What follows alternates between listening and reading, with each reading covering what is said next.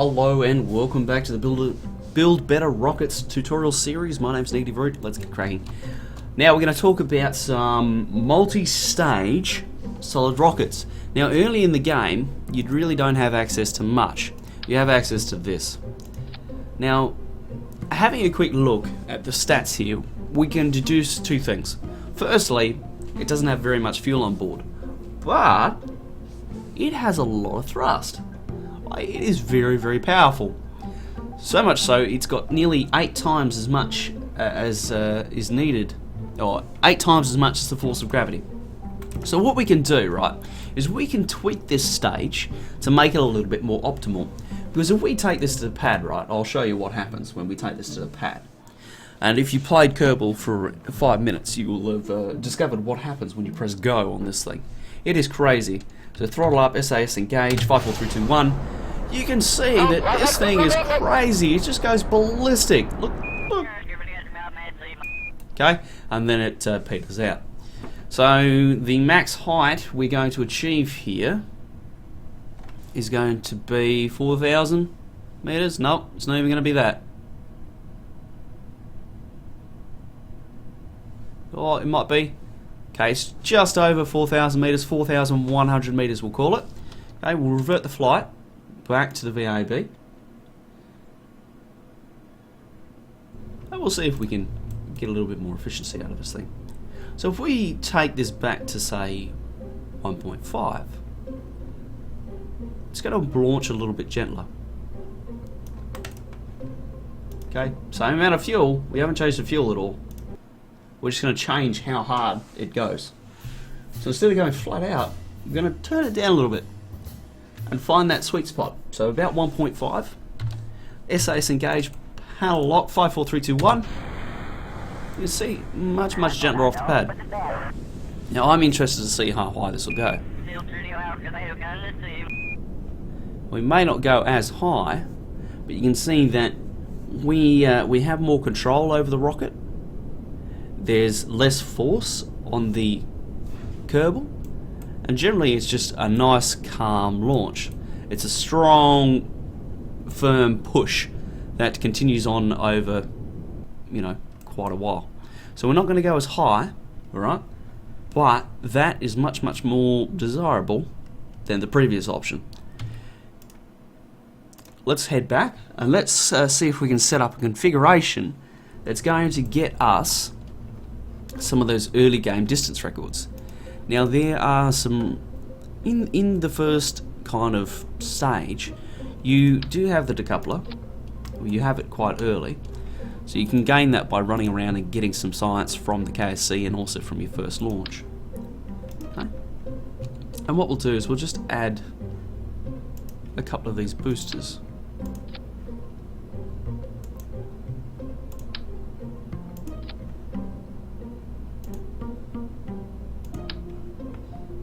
Now these are incredibly strong little things. You can see I'm just adding stages, and what I'm looking at right now is the thrust to weight. So I know, right, we've got enough engine to carry the weight. We can just keep adding them.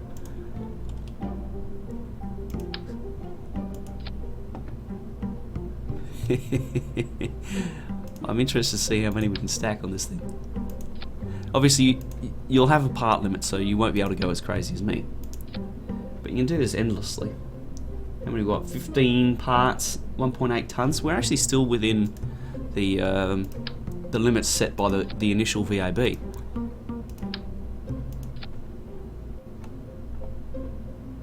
What have we got now? 17. So what we might do is we'll give this a crack. I have a little mod that changes the staging automatically for me. That's just for production value.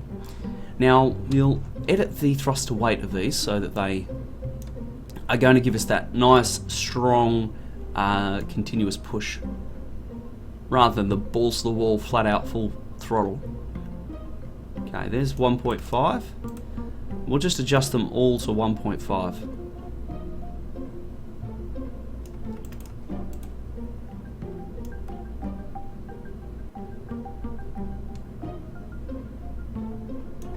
Now the chances are this thing's probably going to flip because of the aerodynamics.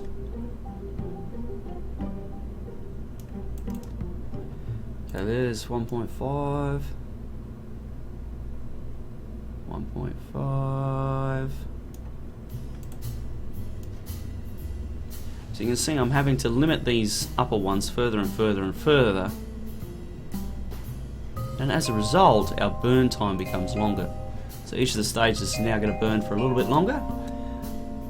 Let's just quickly, I'm going to cheat a little bit just to make sure that I don't flip out and look like a complete noob.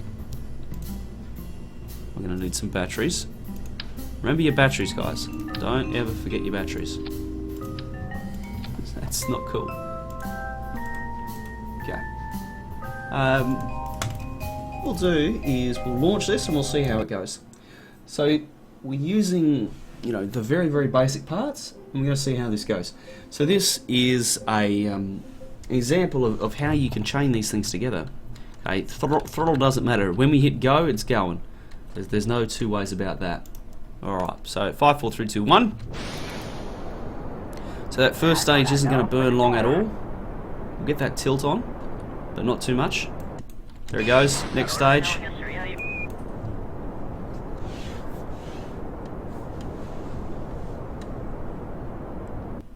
Next stage. And we'll just keep staging them.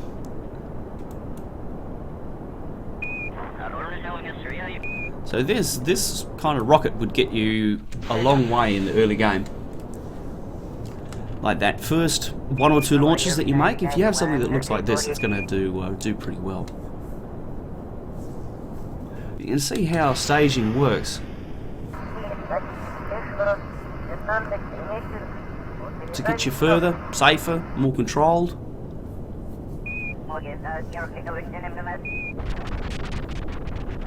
Okay, that's the third to last stage. We're on the second last stage.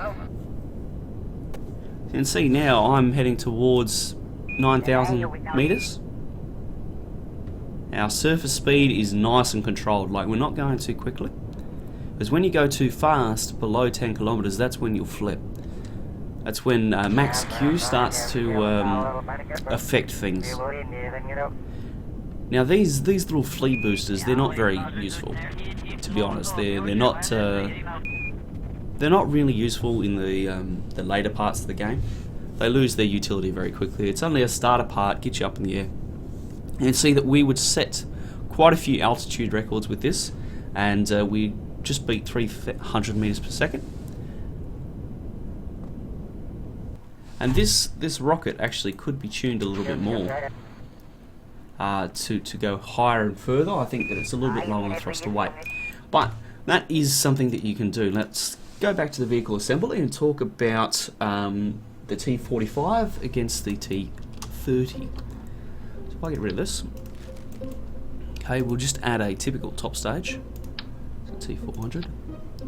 Should we probably get rid of those? We're not going to need them anymore. We'll leave the battery, because, you know, why not?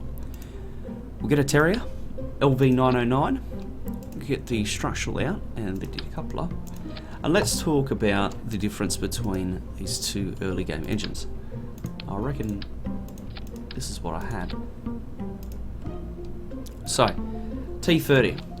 What's the advantages of the T30? Well, the advantages are it has a higher ISP at lower levels, and it gives out more thrust. Okay, you can see here the thrust is 30 kilonewtons less, roughly, give or take, and the ISP is a little bit lower. So, in terms of lifters, I think the T30 is superior, and the biggest downfall of the T30 is that it doesn't gimbal. So this engine, right, when you mount it on the rocket, what'll happen is when you press one way or another, the rocket will actually move. So instead of putting the thrust straight down, okay, if I get this, I press the wrong button. So you can see this is the center of mass of the rocket, and this is the center of thrust. What will happen, right, is this rocket will actually point out this way, which will point this arrow out this way. And what that means is that it will push the rocket, okay, if it's pointing out this way, it'll push the rocket about the center of mass, making it turn. That's all gimbaling does, is it just makes the rocket turn. If you want it to turn more, you add more gimbal. The way to overcome the lack of gimbaling in the T30, okay, this is an early game engine, this is like tier 2, and this holds true for any rocket you use later in the game, but most of them have gimbaling. Okay, if we add fins, okay, we do the same thing, except we don't use the center of thrust to change it, we use the center of lift. Okay, instead of moving the center of thrust over, okay, we move the center of lift over, and then that makes it turn about the center of mass, allowing us to orientate the craft whatever direction we want to go. So you've got the two, you can use either one. The T45 will give you better control, it'll feel better in the hand, especially on tricky launches, so don't be afraid to use it, but you can see that the thrust to weight is a little bit lower. Okay, so 1.48 as opposed to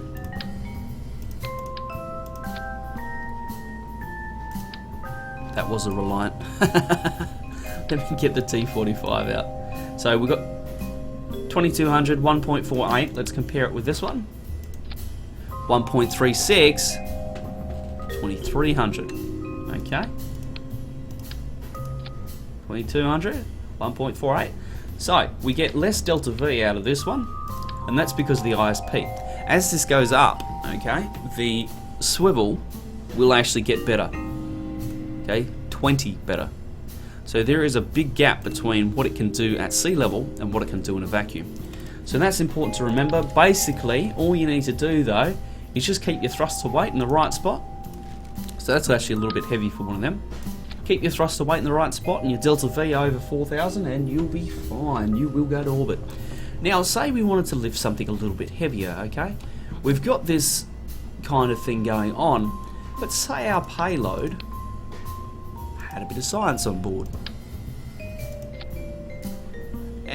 Say it had some mystery goo. Actually, let's get rid of that.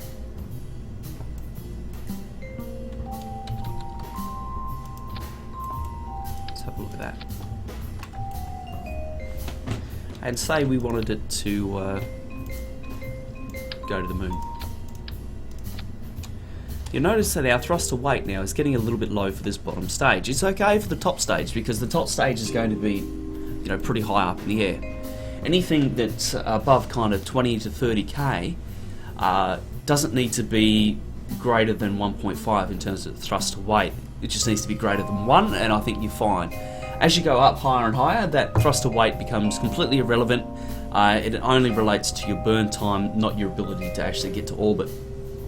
So if you have a top stage that is thrust to weight of 0.8, say, but it's kicking in at 70k, that's fine. As long as you've got the time to impart the Delta V that you need, that's fine. There's nothing wrong with that. Now we see that this is really heavy, and in our little toolbox here, we haven't got anything stronger than a T30. That's all we got. Like, that's the strongest thing. Like, we've got rocket boosters, but yeah. So what we need to do is we need to come up with like a heavy configuration of this lifter. We've got the fuel, okay, we've got the fuel, but we do not have the engines. We need more engines, we need more thrust to weight. So let's go get it. Now, the decoupler is fairly early in the tech tree, and there are ways of doing this, even without a decoupler. So what we'll do is we'll just grab the hammer. Actually, you could even do it with a flea.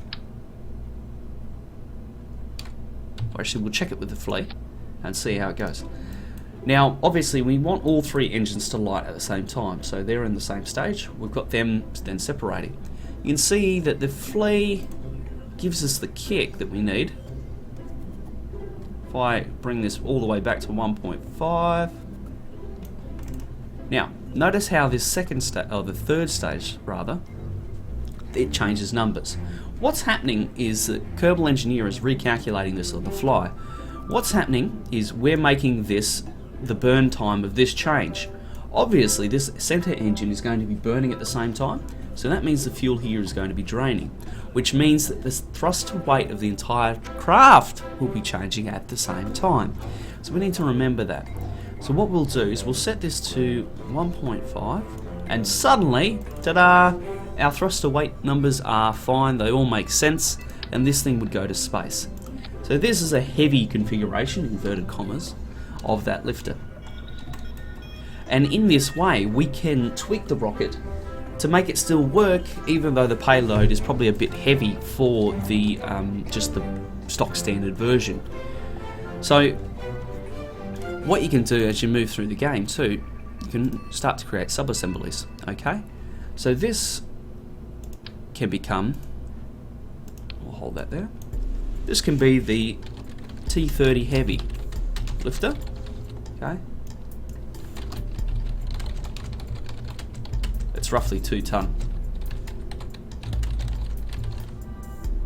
Very, very roughly. I can check that if I go like this. Up, 1.6 ton, okay. We'll call it 1.6 ton. And now I've got this lifter anytime I need to lift anything that's 1.6 ton. Okay. So that's how you do a heavy configuration. This holds true for bigger and more complex rockets. Let me show you. If I wanted to do something a little bit more complex, for example, lift something like an Orion analog. Let me grab a service bay, big battery, some control, a fuel tank, and then an engine. Where is it? There it is. Boom. Okay, so this is our payload that we want to lift to space, and it's quite a bit heavier than anything else we've done before. It's 16 ton. So let's come up with a lifter for this, just on the fly, so that hopefully I can demonstrate how to design these rockets. And this is actually what I'm probably best at in the game, is designing the rockets to make them go up. Okay, so we need a kicker stage. I stick to normally 2 stages because I think that that's probably a sweet number for Kerbin. So the kicker stage, with the tweaks that came in, generally the skipper works really well. Now remember though, that we're not counting this top stage. This top stage is for orbital only. Okay, it's got 2.5 kilometers per second of Delta V that it needs. We can't touch it. We're not going to touch it. We want to get it to orbit on this stage. So that's 2.5. It's probably a little bit heavy for what I want at a thruster weight of 1.2. So I want to back that off a little bit. I'll change the size of the fuel tank. 1.43. Much better. I like that. Now we'll go back to structural, grab another decoupler, and we'll get the boost phase. Now, generally as you build the rocket, it needs to get bigger and bigger as you go down. So this has a 1.7. Let's have a look at the mainsail, 1.72. But we don't have the Delta V. Okay, this is important. So this number here needs to be over 4,000. So we don't have the Delta V, but we can fit a little bit more fuel in it because we have thruster weight to spare. That said 1.72, so we can add a little bit more. See if we can tweak that number. 1.57, ooh, 3.8. We're close. We're very close. How to tweak it more? I'm thinking we want to add a little bit more fuel to this top stage. Sorry, the kicker stage with the skipper, because it can handle it. Okay, so there, we're over 4. We've got 1.5, and the reason that works is because the skipper is more efficient and it's going to be burning higher up. So we can add less fuel higher up the rocket or more fuel lower down the rocket. You're not going to get around it either way. So that is a lifter that would take this to space. We would need some control on it because it is quite tall. So add some winglets. And there you go. That's how you design a lifter for a bigger payload. Now if you wanted to use the same lifter, but lift something even bigger and heavier, for example, if we split it here, actually I'll reconnect that, and I'll add a dirty great big fuel tank, we can get into a heavy configuration thereof. So notice our Delta V's gone down, so is our thruster weight. So we need to increase the fuel of this. Okay, we're getting close. Go with some boosters. So we need to get that thruster weight back up. We'll get a nice thumper solid booster. Get the staging correct. Ooh, we're close. Very, very close. Let me just tweak this rocket a little bit more. Can't forget them. What do we need? So that's 1.42. That's probably got enough in it. Probably need more fuel here. Fuel tank.